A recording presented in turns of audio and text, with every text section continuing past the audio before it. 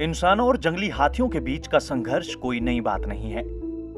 तेजी से घटते वन क्षेत्र और भोजन की कमी के कारण असम में इंसानों और हाथियों के संघर्ष में तेजी आई है। तेजी से बढ़ते इस संघर्ष को कम करने के लिए असम के नागांव जिले के वन्यजीव प्रेमी और संरक्षक विनोद दुलु बोरा और उनकी पत्नी मेघना मयूरी हजारिका धान की खेती कर रहे हैं और पेड़ लगा रहे हैं, ताकि जंगली हाथियों का झुंड भोजन के लिए इंसानों की बस्तियों पर धावा नहीं बोले। बोरा ने स्थानीय ग्रामीणों की मदद से हाथी बंधु नाम से एक संगठन बनाया है, जो 2018 से उस क्षेत्र में पौधों की खेती में सहायक की महत्वपूर्ण भूमिका निभाता है, जिससे हाथी मानव बस्तियों की ओर टकटकी न लगाएं। पिछली बार जो हम लोगों ने हाथी बंधु ऑर्गेनाइजेशन ने जो 200 बीघा धान खेत किया है, जो हाथीखुली रोंगहांग गांव ने पूरी 200 बीघा हाथी के लिए दान कर दिया है।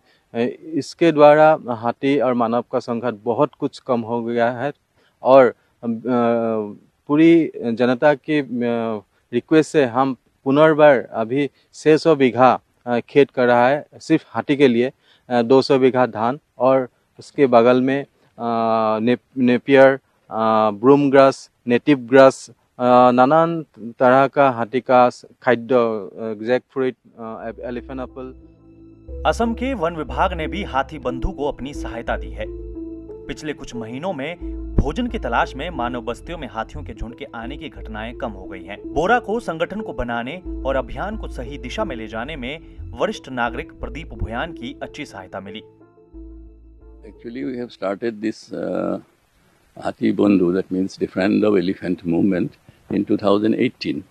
In 2018, actually, we did not have a clear vision, but we planted about 15 to 20,000 of this bhimkol, this type of banana, and jackfruit and other long-term trees for elephants.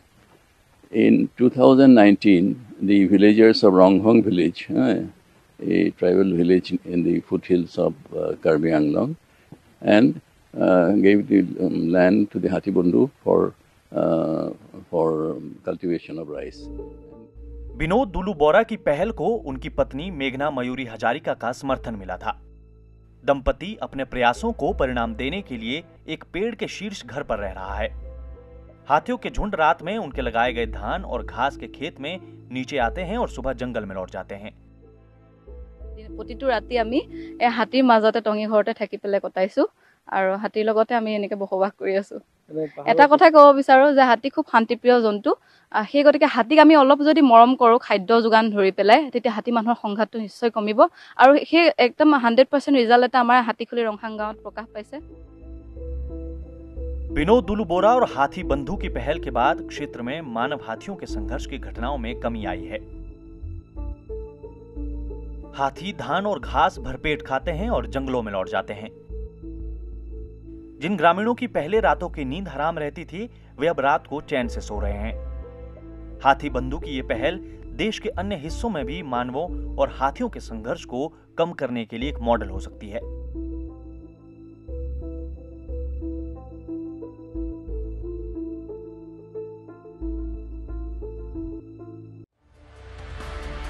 2400 घंटे लगातार खबरें देखने के लिए डाउनलोड करें ईटीवी भारत ऐप।